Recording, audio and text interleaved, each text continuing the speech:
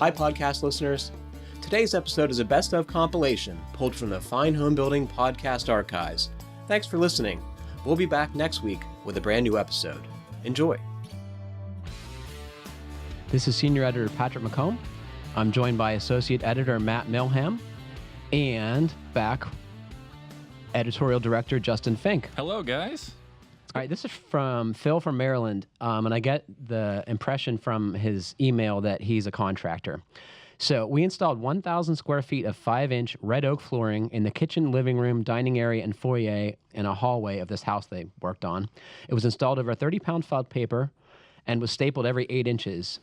The floor was allowed to acclimate for 3 weeks, and the moisture content was 9 to 11% when installed, the exact same range as the subfloor. The floor was then stained finished with 2 coats of oil-based poly. And then what happened? In the summertime, it began to significantly cup. Moisture readings were taken. Whole house moisture readings were taken. The basement at the time had a relative humidity of 55 to 53 versus the upstairs. And we could not come up with a good theory, so they wanted to know why this floor was cupping, so they called the NWFA. National Wood Flooring Association? Excellent. And so they had a guy come out there, and he didn't know what was going on either. I think we're going to know what's going on here. And so the floor flattened out when it got to be the heating season again, but then when the summer came along again, it's cupped again. So he wants to know what to do. So they hired a second inspector to say that, to find out what was going on. And they still haven't gotten a satisfactory answer. And this is the part I want to read most, Justin. Thanks. Love the podcast. Patrick is doing a great job filling in for the MIA, Justin Fink. I'm no longer MIA. Yeah. So what's going on with this guy's floor? Well, I think I know a few things. Yeah. So, as much as we've been talking about my wet basement, I actually have sort of like the exact opposite thing happened throughout my entire house. And when you say exact opposite, what do you mean? So the basement's cupping? every single floorboard, I've got red oak, but strip, okay. 2 1/4 inch. Every single board is crowned. Like so it's raised cupped. In the center. Yeah, raised in the center, which was a huge pain in the butt when I decided to sand out the floors when I took out that wall to expand the bedroom. Oh, yeah. Yeah. And I ended up going at it with a palm sander and a just that's the right tool for the job. Yeah, to get that last little bit in between each board. And man, was that labor intensive. And I think what we're talking about essentially is, the differential in moisture that's coming up either from the basement or, in my case, maybe my basement was drier than the rest of my house. I don't really know. It's also possible that when the floor was initially put down, they sanded it too soon and, it had cupped a little bit. I think that's the case with your floor. Yeah. Because it doesn't usually possible. go the other way. Yeah, it doesn't usually. But it is possible. So what Matt is alluding to is we think that because his basement has a higher relative humidity than the rest of his house, the bottom side of the flooring, right, is taking on moisture, which makes it grow, and then makes the edges turn up. That's what it should do. That's what it should do. If your basement is wetter than the conditioned part of the living area, yes. then it should be cupping.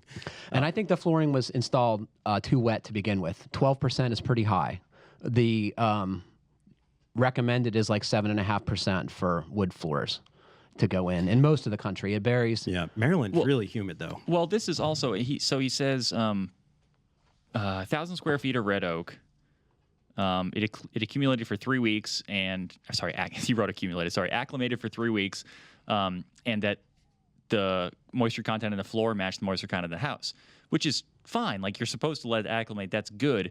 But what he doesn't say here is, was the HVAC system on? Because a lot of times people do this and they go, well, I made it match, so what's the problem? The problem is you want to turn on the heat or AC and then make it match. Or install it at a lower moisture content. Right. Don't let it take on water, which I think is what happened. Because if everything was at 9 to 11% and you installed it and then you go, all right, cool, we're all finished. Let's button up the drywall, put on the AC or the heat, and now suddenly you're at a different moisture content, you're screwed. So this is why, like, you'll hear a lot of contractors say they won't even touch these, the finish flooring and trim and stuff until after the whole heating and cooling system's been commissioned And if you have a new operational. house, you got a lot of construction moisture to be dealing ton. with. So, I mean, like you're talking hundreds of pounds of water in the Right. materials. So you need to let that get dried out. Right. It gets rained on all the time while you're working on it, and then you close the front door and you decide that it's just dry now. No, you gotta dry it out. The other thing is people don't realize how much you have to nail wider flooring, right? So I forget what he said. Yeah, it feels ridiculous. Every 8 inches, It I think you feels said. ridiculous. Yeah.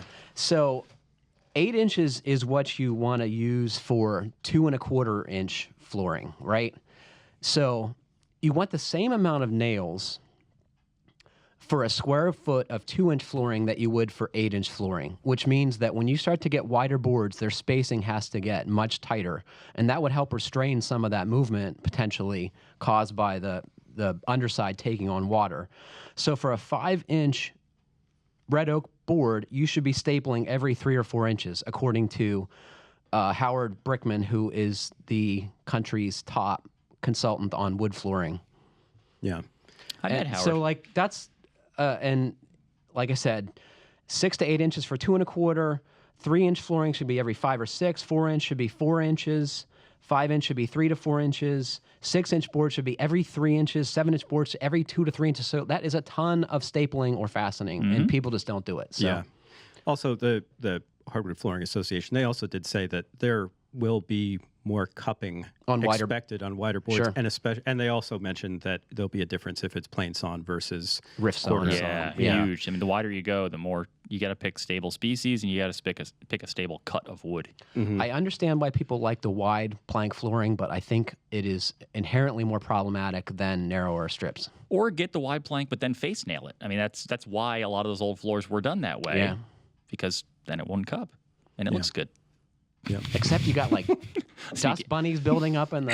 Oh my gosh! No thanks. Yeah, I love it. what I grew up wide, with. how wide can you get? What were you at? Like 12 inches, 18, Nah, 24? It was probably like 97? 8-inch. I was in Vermont last year, and this place, I mean, it was wider than my foot was long. I think they were probably like 14-inch wide. I swear, looks when great. It was insane. The bedroom I grew up in, one whole room, one board.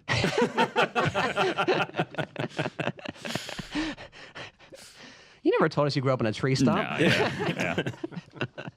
All right. This is Senior Editor Patrick McComb. I'm joined by Associate Editor Matt Milham Hello? and Rob Watzak, Digital Brand Manager. Hi.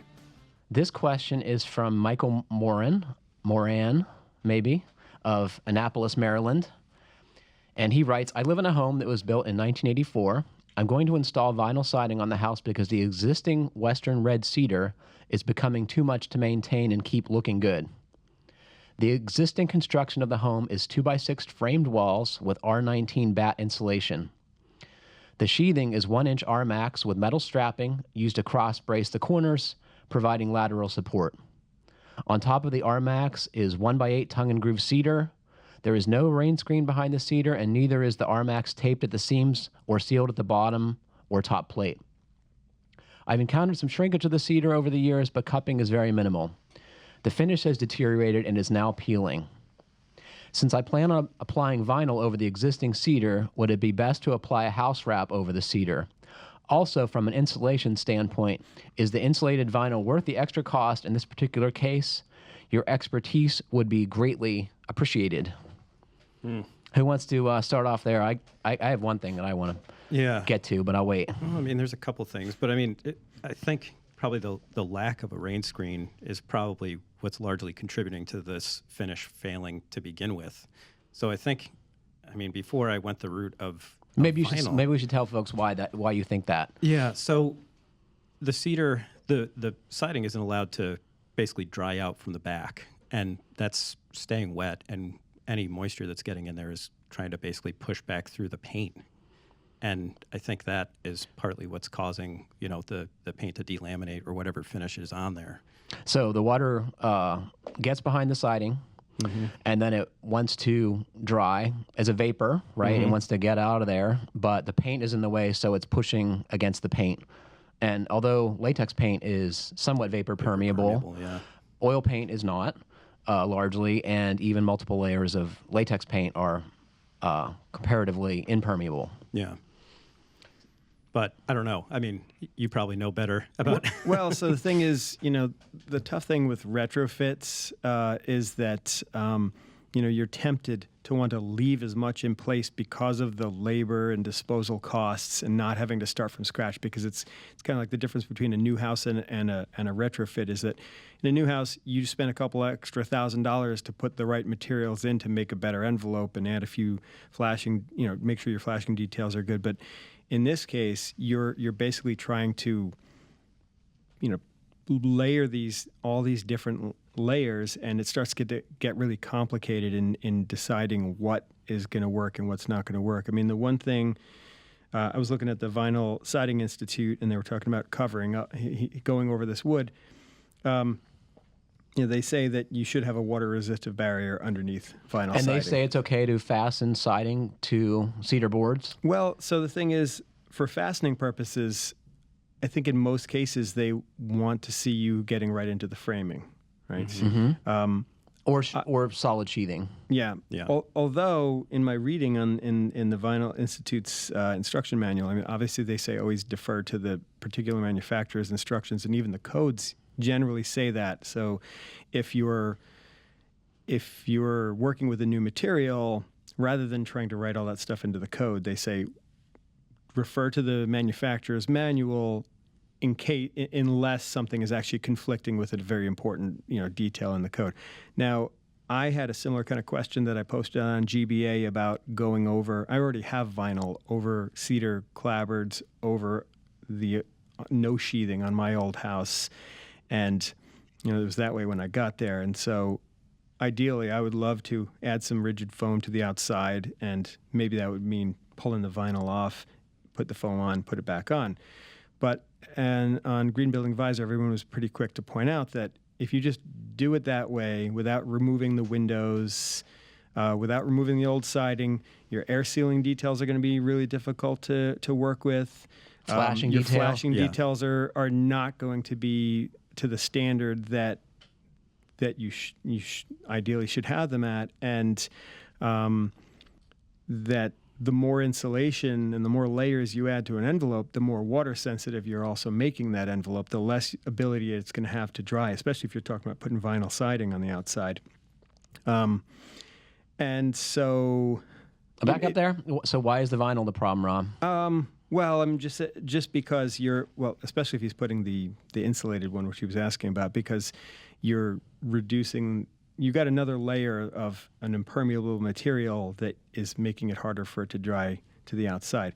Now, the Perm rating for vinyl is kind of a weird thing because the material itself is not vapor permeable at all, but the assembly, the way it's assembled and installed, the way it's installed, it has so many air leaks that it dries really well.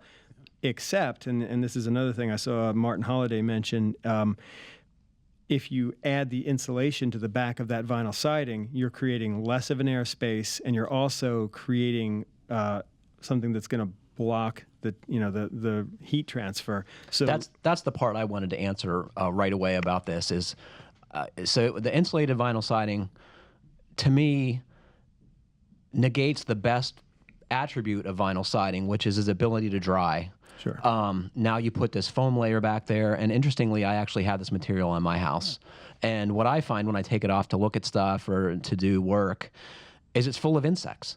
It is completely full of bugs. Not living bugs, but dead bugs. And I don't know how they're getting in there. I don't know what's going on there, but stay away from that product because it takes what is good about vinyl siding and ruins it. Yeah, I mean, they're basically trying to give you this added value product. And it doesn't work by research. Research would indicate it doesn't work as adding thermal insulation. Sure, because you're putting the insulation at the wrong place in the assembly. And there's cracks everywhere. Yeah. So stay away from that. And I don't know what to say about, I mean, people put vinyl siding over wood siding all the time, every day. I worry about, without pulling everything off, getting the flashing details and the air sealing details. I think that's greatly complicated. Foam sheathing, I got mixed feelings about. What do you guys think about foam sheathing?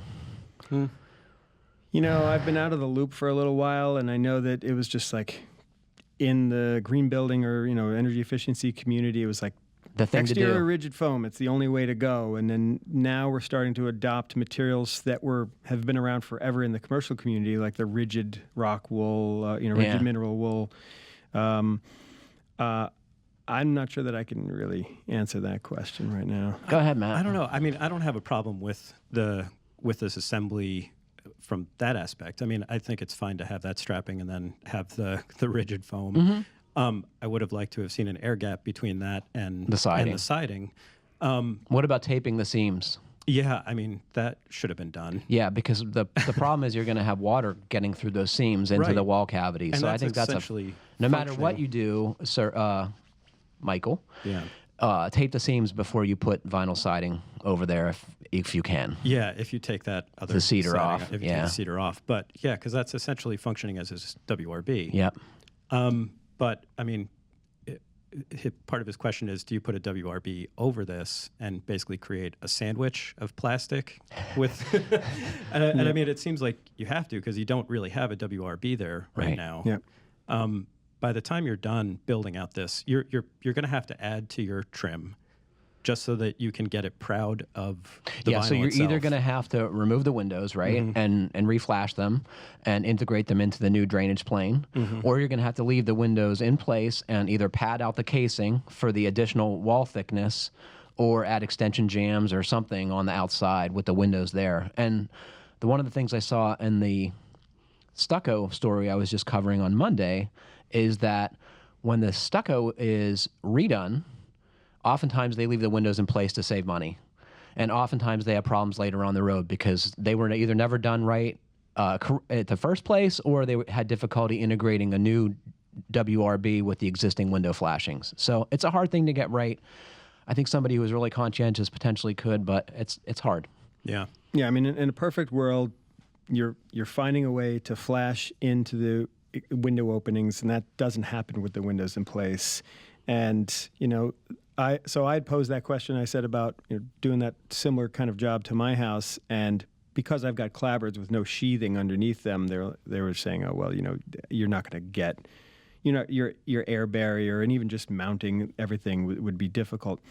But with flat cedar boards, I'm thinking maybe it's not such a bad substrate. It's acting like board sheathing, basically. Yeah. I don't have a problem with that as long as it's intact. I mean, I can't really tell from the question whether the stuff is like reasonably sound. It sounds like it is. It sounds But like just it's the just paint the is finish peeling. is Yeah. coming off. Yeah, he has minimal cupping and everything else. So I assume that could probably hold a nail. But I mean, still, to be safe, try to get it through framing when you can. Yeah, and you wonder then if you're not pulling this in the old board siding off, and you want to try to do some air sealing, can you think of, is there a reasonable way to try to attack that? I mean, by going around the perimeter of the walls, or Tape. Yeah. And I think I'd go to Martin Holliday's backyard tape test for guidance on what the best particular tape is to adhere to whatever type of foam he has. Different tapes stick better to different things. Yeah, so I know just- that foam is one of the harder things to get tape to stick to. Good luck. Guess what the stucco inspector has on his house? Vinyl. Siding. Of course. This is Senior Editor Patrick McComb. I'm joined by Senior Video Producer Colin Russell and Rob Wadsack, Digital Brand Manager. Thanks, guys, for being here. Hey, thanks. So we kind of have a couple things to talk about before we get into questions. Justin asked me to have a conversation regarding WRBs, and for those of you who aren't in the geekery of home building, probably would be happy to know that stands for water-resistive barrier, and it's what goes on under your siding, and it's meant to keep water from damaging the sheathing and framing of your home. And this came up because I was on a photo shoot recently where they were installing a spray-applied WRB, which looks a lot like foundation coating. Yeah, absolutely. Well, I think that's what the original product was, correct? It is. In fact, this company that makes this product has long made foundation coatings, and they adapted that material to put on walls above grade too. And I think it was awesome because there's no seams. Was that the first time you had seen that application process? Yes, accepting photos where I've seen other products on houses that had this done, but I'd never seen it installed. And it was really, really, really cool. And it took about 2 days for them to do this entire house that was probably 2,500 square feet. All right. So if it took 2 days to spray the house, what do you think it would have taken to, for instance, put Tyvek on? But then I guess if we're talking Tyvek, we're talking about taping the seams. If we're comparing it to a spray-on. Yes. So, as everyone probably knows who listens out here, WRBs are installed very poorly generally, right, Rob? Yeah, I mean, I think a lot of the people who have been installing house wrap or WRBs over the years haven't always had a complete understanding of what the end goal is or how the details all transition into each other. And when these products were first introduced, they were thought of as air barriers. This was meant to reduce air leakage on your house, but a plastic house wrap doesn't do that easily.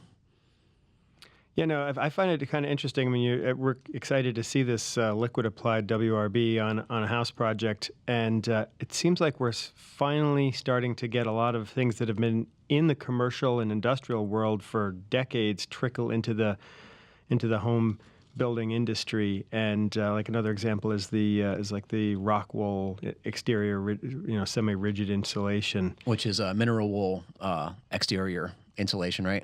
Yeah, and a lot of these products that seem to have been proven in this other application, but I guess those two worlds just haven't communicated much or. And I think that boils down to one reason, cost. This is more costly than house wrap, so builders who are profit-driven, and who isn't, have always looked to plastic house wrap or felt, perhaps, to make their buildings weather-tight, and oftentimes it just doesn't work well. So if you're going liquid applied, what type of equipment are you going to need to purchase? So this company has a large gas-powered sprayer that they use to put this coating on. They also have a man lift and an equipment trailer to pull it around with, and I think it can reach almost 40 feet when it's close to the building.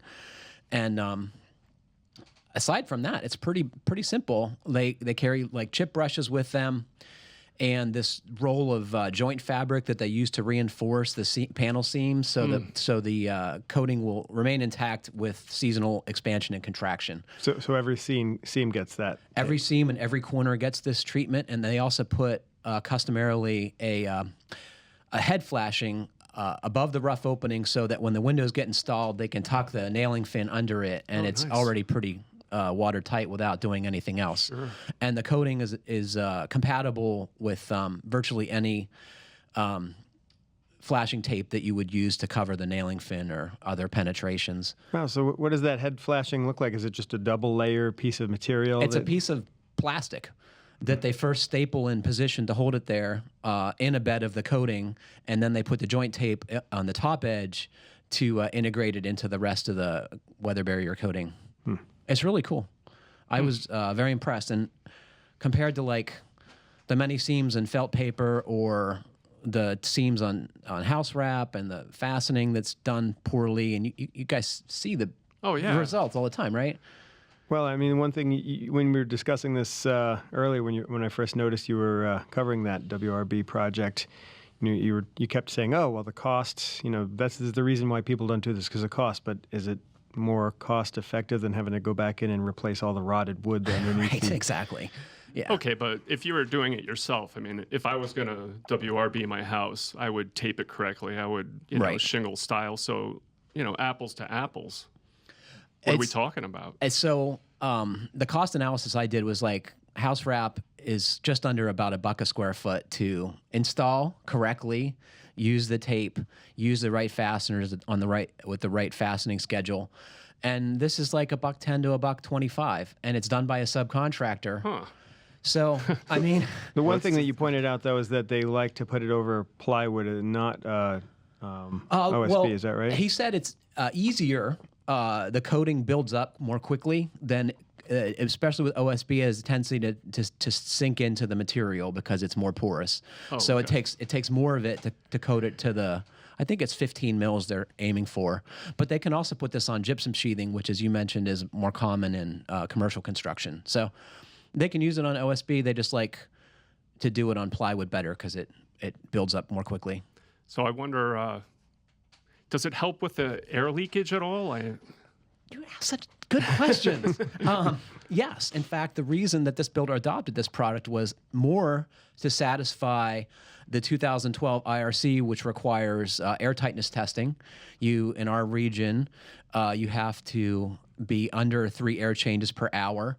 And this product allows them to get there without without a lot of additional air sealing. So they'll have to fix, penetrations where dryer vents and range hoods go out, but none of the normal air sealing, like with spray foam or whatever, is required, which is pretty darn cool too. How about at foundation transitions? So they have a detail where they actually will extend the WRB to seal the gap between the first course of sheathing and the foundation. So they actually, part of their contract is to seal that They gap. bridge that? Do they use the mesh tape They there? do, and then they coat it with the coating again. So basically, on a house that would typically have this installed, you've got spray applied from your footing up to grade, and then you've got exposed concrete, and then you've got a little bit of overlap. Of Exactly. Yeah. The materials that go on the foundation are a little bit different than goes on the walls, but they look the same. What have you guys used on your projects with regard to WRBs?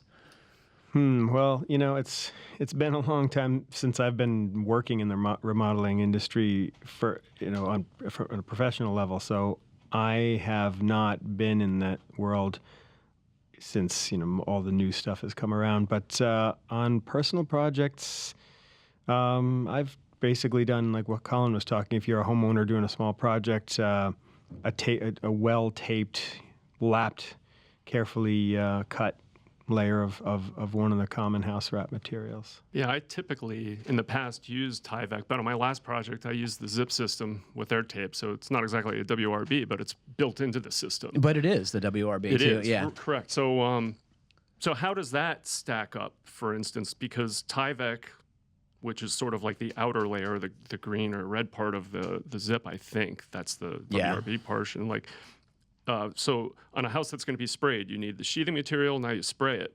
With the zip, it's sort of one and the same. Did you do a cost comparison there? We did, and the costs are very close. Really? Very close, because the price of zip system sheathing right now that we checked is $29 a sheet, which is as high as I've ever seen it. So obviously, when the panel prices go up, both commodity and zip system, that makes it more expensive to use it. And when the zip, though, like their chipboard, well, it's not a chipboard, what do you call it? OSB. OSB. When their price goes up, is that usually like an industry trend where all OSB is going up? So you all guys might not know this, but I worked in a lumber yard in the building materials business for a while, and despite zip system not being a commodity, it's made by one company. It's a manufactured product. It follows the commodities market. So OSB and plywood are commodities, and their price goes up and down with demand. So quite intelligently, Huber follows that market to price their sheathing as well. All right. So even if there's like gazillions of sheets at the Huber plant, the price still goes up. What about you? What do you use? So I'm a fan of felt. My last 2 big building projects, I used 30-pound felt, and I like it because A, it's inexpensive. B, it has a permeability that varies with how wet the material is. So when it's dry, it has comparatively limited permeability, but when it gets wet, its perm rating goes up, so it can dry more readily. But now felt, can you even use felt as an air barrier though, or not really? No, you need to have your air barrier somewhere else. Yeah. In my case, a tape sheathing with the felt on top. And it's a pain to work with. The small pieces are a drag. If you have wind, it's very fragile. I've had good success using cap nails to keep it on. And interestingly, the minimum in the building code is number 15 felt, right? Which used to be described as 15-pound felt, but now they've put the number sign before, and it only has to be 7 pounds, and that refers to how much 100 square foot weighs. And anyone will tell you that the material's gotten worse and crappier as time has gone on. Oh, no kidding. Yeah. And so there's no provision actually in the building code for using 30-pound felt, which obviously is twice as thick, but that's what I like to use. Well, in defense of felt as a water barrier, I can't remember, I think it was Mike Gerton who talked about deck framing or porch framing a long time ago and had done some demolition on an existing porch on a very old house and found that someone had done strips of felt along the tops of the joists. It wasn't consistent. There was some part where maybe somebody had repaired it and taken it out, and he said that all of the floor joists that had the felt strips along the top were intact and the ones that didn't were rotted. That's good to know. Oh. And the other thing about felt that I think is pretty darn cool is, okay, so when you have it on the wall and before you've installed your siding, it's going to get wet either from dew or rain or whatever, and then it gets all wrinkly. And when you put the siding on it, it actually has some cavities behind it that allow water to drain if it does get behind it. So, I mean, I think there's a lot to like about asphalt felt for that purpose. In the Northeast, we open a lot of houses from hundreds of years ago that have it. And it works pretty darn well. Yeah, it stood the test of time, I'd say. So make sure you have a good WRB behind your siding is probably the way to wrap up this conversation, because we talked about the stucco job I was on recently where they were doing testing and all those walls are falling apart. So Yeah, not good. NG. NG. This is Senior Editor Patrick McComb. I'm joined by Associate Editor Matt Milham and Rob Wadsack, Digital Brand Manager. One of my friends recently asked me about knob and tube wiring. He doesn't want to he doesn't want us to mention his name. Some people say if it's not a problem some people say if it's not a problem, don't mess with it. And some people say absolutely change it because it's a fire hazard. So the question is exposed knob and tube wiring a problem? You guys want to weigh in on this? Exposed as in it's just like out on the surface and you don't have any drywall or anything else over it? Exactly. So this would either be in your basement or in your attic. You know, you could see it, presumably, and see if it's degrading or there's problems with it. Well, I'd say, I mean, attic is certainly the place you'd be more concerned with than the basement, just because you're talking about a surface that's facing up that stuff could be put on top of it, as opposed to just being above your head suspended between the joists. So that's not what I thought you were going to say. Really? I thought you were going to say it in the attic because the heat would be damaging to the wire's insulation, which I think is totally true.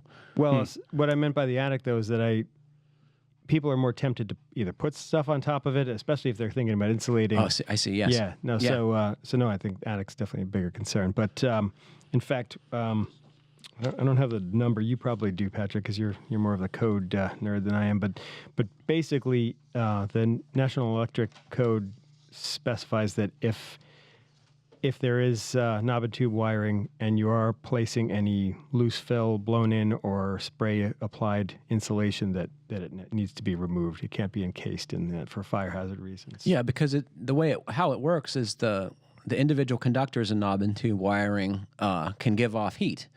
And if you bury them in insulation, that quality is reduced and the potential for fire goes much higher. Yeah. So actually, why don't we back up then, because we didn't really explain. I mean, I'm sure most people familiar with old houses know what knob and tube is, but go ahead. But basically, the way it works is they would install bare copper wires. Not bare, insulated, but individual conductors. Yeah. And they would be suspended from your framing members through ceramic insulators, similar to the type of insulators that you see on utility poles. Utility poles, but smaller. They're like the ones I've seen are like ordinarily an inch in diameter and probably 2 inches tall. Yeah, and the reason why it's called knob and tube is because when it was suspended on the surface, it would be wrapped around a little knob or clamped between two portions of a little knob, and then when it goes through a framing member, it goes through a ceramic pipe or tube. So. And that insulates the conductor and affords some protection to the wire when they're running it, right? Yep. And it's common early 20th century, I think probably into the 1930s. 30s or 40s. Yeah. We started seeing BX, which was the next type of electrical cabling in common use around the 40s and 50s. Yeah. So it's in my house mostly. Do you have BX in your house? Yeah, a lot of it. And then at some point, I don't know, I'm guessing it was the previous homeowner added a lot of like, non-metallic.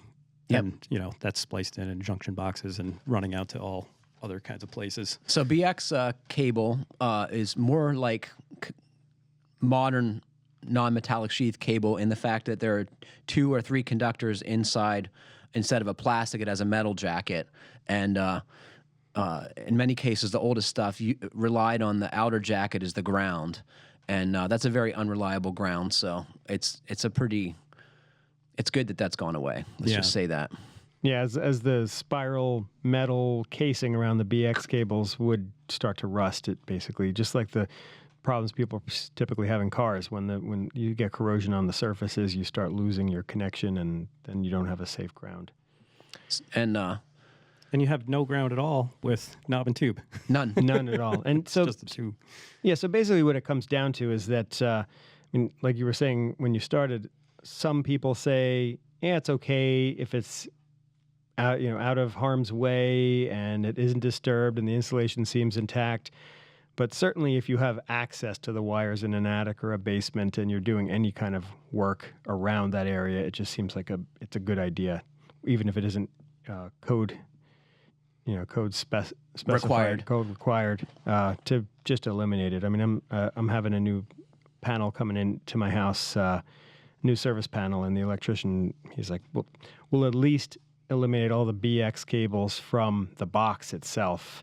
And I said, at that point, we might as well just do it through the whole basement. Yeah, sure, because it's dangerous, right? It's like house fires are alarmingly common in this country. And the other thing is, someone asked if, well, can you put this wiring under insulation? And the answer we said is no.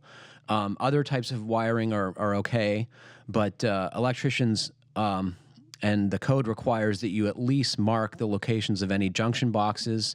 And the easiest way to do that is to get a little flag. We're talking about attic insulation right now. Get a little flag on a little stick of wood and mark the locations of those so that they can find them later if need be. Yeah. Because you don't want to be having to pull up all your insulation to find your junction boxes. Yeah.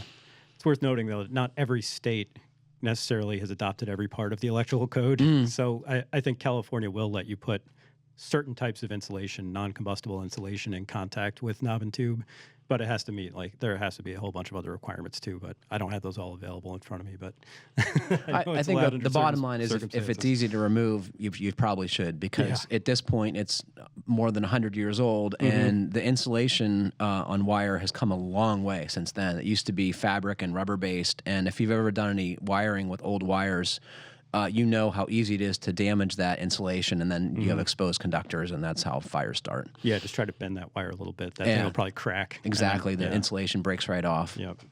So that's, if you can get rid of it, do it. Otherwise, don't insulate, I would say. This is Senior Editor Patrick McComb. I'm joined by Associate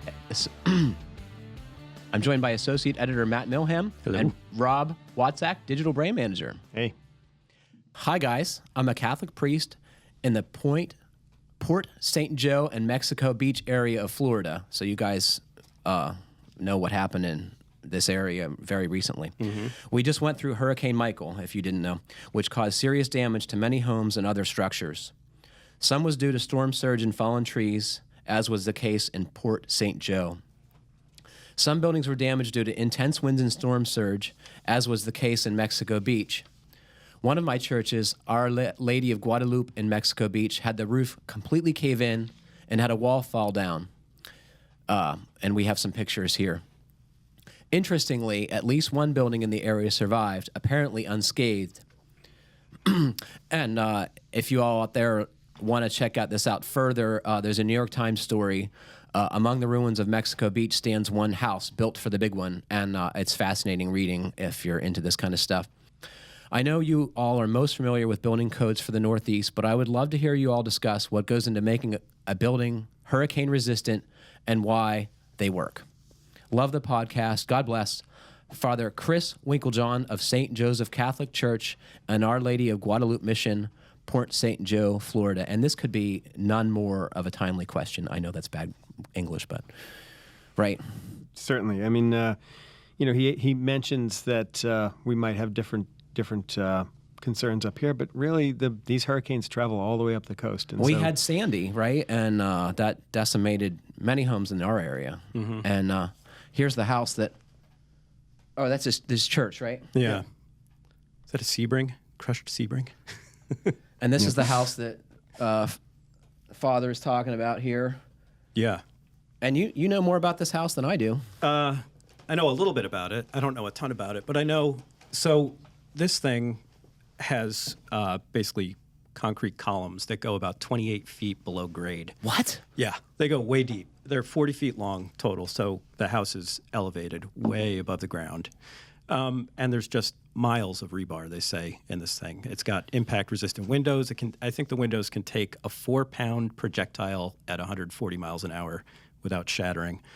And the idea is, I'm sorry to interrupt you, but on these elevated houses is that the lower part of the structure is meant to be sacrificial, right? So if you have a intense storm surge, that stuff gets washed away. Presumably the rest of the house where you live in stays above the water, right? well, Yeah. So when you say the lower part of the structure, you mean any of the surfaces, the actual pilings are meant. Maybe there's breakaway walls or something like that. But, Right, Matt? Yeah, there was a breakaway wall, and I believe the stairs to the structure were also breakaway, so that when the storm surge hit those, it just ripped them right off, and it didn't compromise the rest of the structure. And the idea is that if you allow the free movement of the water, that it's not going to push the house over. Right. And I was doing a little bit of reading about it's what was it? Katrina was what 1992 was that? 2005, I Oh no, think. what am I thinking of? What was Yeah. 92? There was a big Andrew. Andrew. That's what it was. People were really starting to do some serious research. There were no codes, and there still in a lot of areas aren't as strict codes about this sort of thing. But people are waking up and being mandated to build at least to minimize the damage in these storms. But And if you feel like it can't be done, well, you just have to look at this house, and it's true. It proves that the concepts are sound. Sure. So there's been a lot of research, particularly with government agencies and universities around the country and around the world on these topics. And there's plenty of research out there with proven, tested methods to build houses that can withstand these storms better.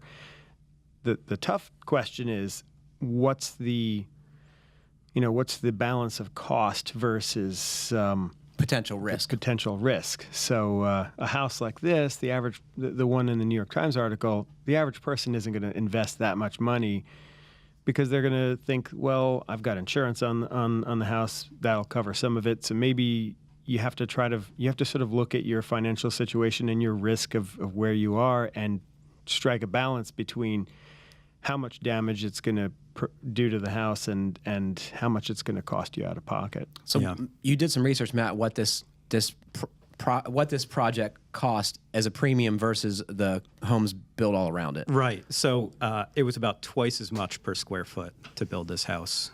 So we're assuming this house is worth hundreds of thousands of dollars given where it is. So Yeah, I think it was for tax assessment purposes, it's like $400,000. But I would say they probably spent closer to $800,000 maybe building the house, and it's because it's assessed on square footage and all that.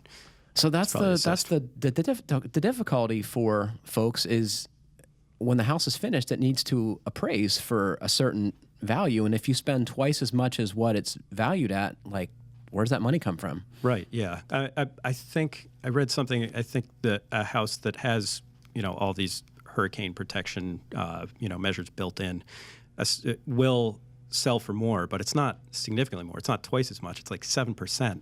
Yeah, that's not enough. So it's just not enough to make it worth it, I don't think. But then you got to also consider the insurance costs because as these storms happen more and more, the insurance companies I would love to know, though, if this house had lower insurance rates than the ones around it. I have difficulty believing that it's much It different. should now, I would I think. think it would, too. It's already been proved. So what is different about this house, Matt, than the ones that blew away all around it? It's, one, as far as I understand it, has concrete walls, tons of rebar. So it's all concrete? As far as I know, it's the walls are all concrete. Yeah, and then the roof is anchored to that, basically all the way down to the foundation. There's a continuous load path, just like you would have a continuous load path going to the ground. To hold the roof up, you have a continuous load path to basically hold the roof down. Interesting. Yeah. And then they had also kind of minimized the extensions of the porch. They were going to have a balcony. They took that off. There were various things that they left off basically to make it. Also the overhangs. He wanted deeper overhangs on the roof, but the builder was like, "You want a hurricane-proof house? You got to have shallower overhangs." Well, that kind of takes me back to some of the research that I was doing, and a lot of it comes down to materials and connections. I mean, you want a continuous connection from the foundation all the way up to the roof, and there's hardware or methods to make that happen. Obviously, in this case, they're also choosing materials that can withstand certain levels of forces. But shape plays a big part into this. The hip roofs as opposed to gable roofs, because the wind can flow over it better.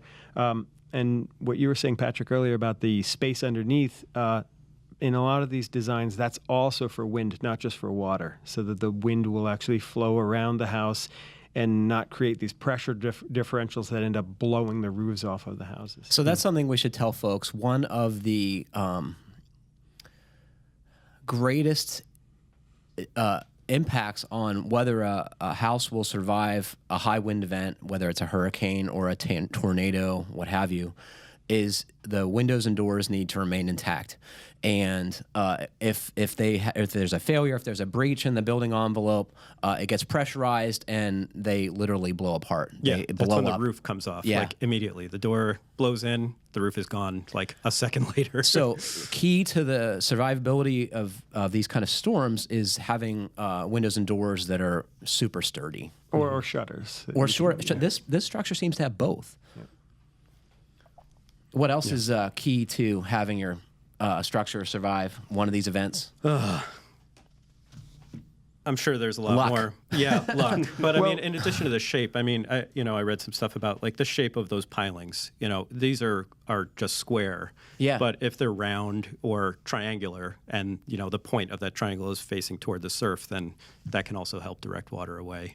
But I mean, in this case, the windows, I think 2 of them broke on the outside, but the inside panes remained intact. So they were able to take, these basically huge projectiles that are flying through the air, driven by 155-mile-an-hour winds, and the fact that those windows stayed intact is really what kind of kept that house together, I think, at the end of the day. And I wasn't joking when I said luck, because all of this doesn't matter if the house is hit by a barge or something else that's going to breach it. And that happens, right? Yeah, it's kind of like the same thing you have to think about when you're driving on the road.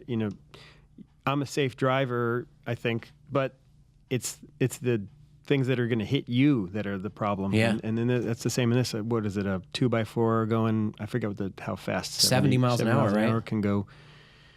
I was watching on that Fortified website. We'll mention that in a bit. But there were some videos of testing in some lab of This is wind.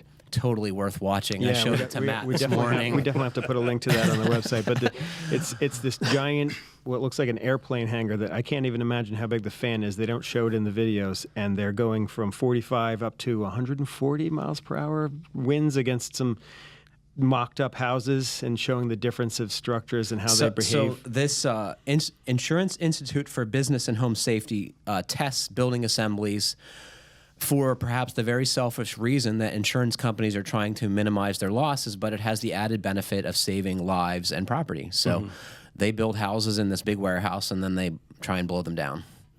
Yeah, and it's I mean, it's dramatic. It's sad. It would be sad if you were watching a picture of someone's actual house, but it's fascinating and really Scary. Scary and unbelievable what you see actually happening. Like you see in one of them, the roof peels back right off the bat, and instantly it looks like someone's shooting something out of a cotton candy machine.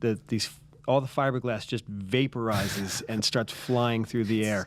It's super cool. Yeah. And some of the failures, you see the front door blow in, and then the house just explodes, right? Because it gets pressurized with that wind, and Yeah. Yeah. So they have that institute that you talk about, the Insurance Institute for Business and Home Safety. They've got something they call the Fortified Home Program. And it has sort of 3 different levels. They've got like a bronze silver, gold standard for building, really for a bunch of different things. They've got, for high wind zones, and they've got one for So hurricanes they region as well. specific, Matt, or are the recommendations the same for all houses throughout the country? It really depends on where your you're wind at, zone. what the, where what the you're risk at. is. Yeah. So if Okay. you're in a high wind zone area, you'll do certain things. Basically most of that's geared toward your roof. And in hurricane zones, the different levels, they handle different things. The bronze standard is really for your Category 1 storm areas, and it goes up to the gold standard is really only for Category 3 storms, and this was a Category 4 storm. So, Almost 5.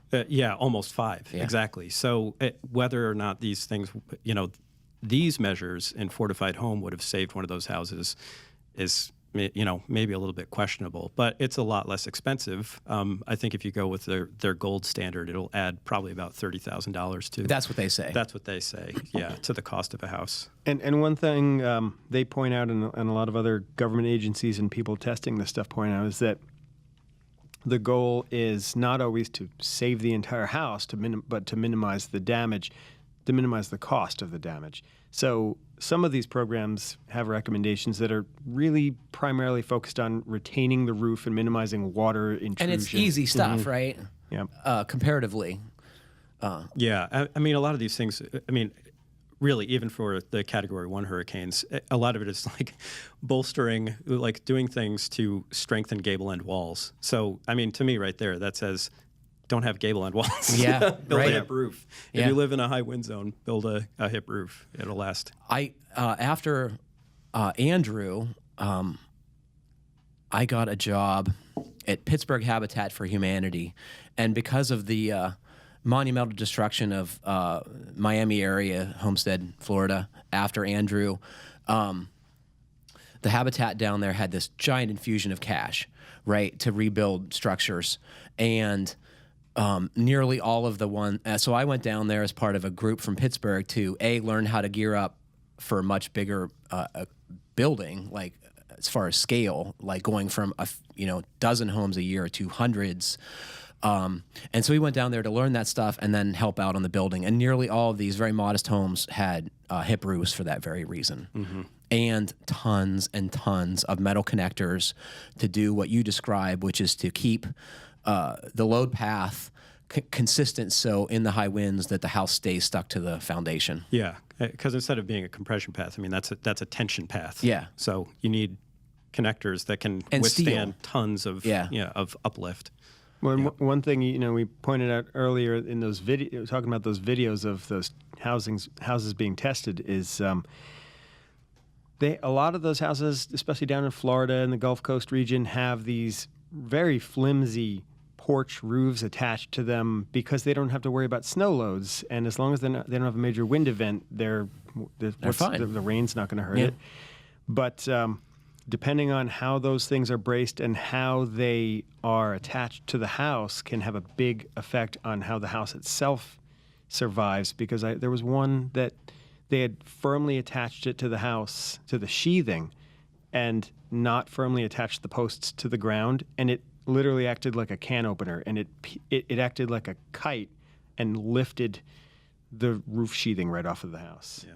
So that's definitely a takeaway, is make sure that everything is very well connected to the ground, no matter where you build, right? Yep. Now, I want to talk about, the pastor, the father was asking for help. How do I figure out what to do on my own place? And we've offered a lot of insight into what the problems are, but one thing I want to point out is that FEMA, if you go to FEMA.gov, there are a lot of resources that talk about not only how to do this stuff, but how to get the funding to do this stuff. And there are even grant programs in a lot of areas that are either federal or state grants. Maybe there's some local ones too, particularly in Florida and other Gulf region states. And also go to your local large universities, because they're the ones who are doing a lot of the research on this. And their goal is to help people out. So I'd say the Insurance Institute for Business and Home Safety too. I would totally look at their recommendations. Yeah. This is going to be a problem going forward. And it used to be, and one of my former bosses pointed this out to me, that until pretty recently, if you built a structure on the coast, whether it be the Gulf Coast or the Atlantic Coast or the Pacific Coast, those structures were very simple. They were beach shacks, and they blew away, and then next year, folks would come back with their friends in a pickup truck and rebuild them. But now the most expensive real estate in the country is on the coasts. Yep. And so we all, as a society, pay for the cost to rebuild these places when they're destroyed.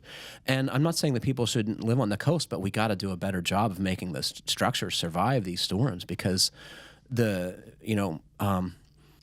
costs are astronomical to rebuild after these events. Yeah, you figure a lot of these are on barrier islands, which are basically sandbars, and they move with the storms, Yeah. and they're constantly working to try to bolster the barrier islands. I remember there was a town on the south shore of Long Island, I think out in the Hamptons, that they'd been bailed out so many times, their roads washed out, the bridges washed out, houses knocked down, that they were told, you're not going to get any more help from I forget whether it was the town or the county or the state, and they basically seceded from their town or in order to be responsible for their own cleanup. But this was a wealthy community where these people, a house got knocked down and they move right in and build it back up because it was worth it to them to live in that location.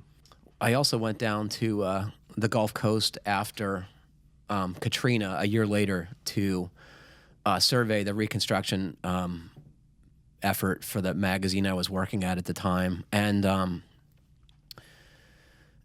this kind of storm really changes the fabric of a community. In Biloxi, there was a lot of very middle and working class homes close to the Gulf. And when the reconstruction started, they all became concrete high rises because folks just couldn't afford to build there anymore. So it's a big question, and I don't know that we'll get to the bottom of it today, but thanks to the Father for writing to us and asking. You got anything to say? No, just good luck. Yeah. We're thinking about you, Father, and the rest of you down there, and hopefully we'll get some guidance on how to build to survive these storms, which seem like they're increasingly common. Yeah.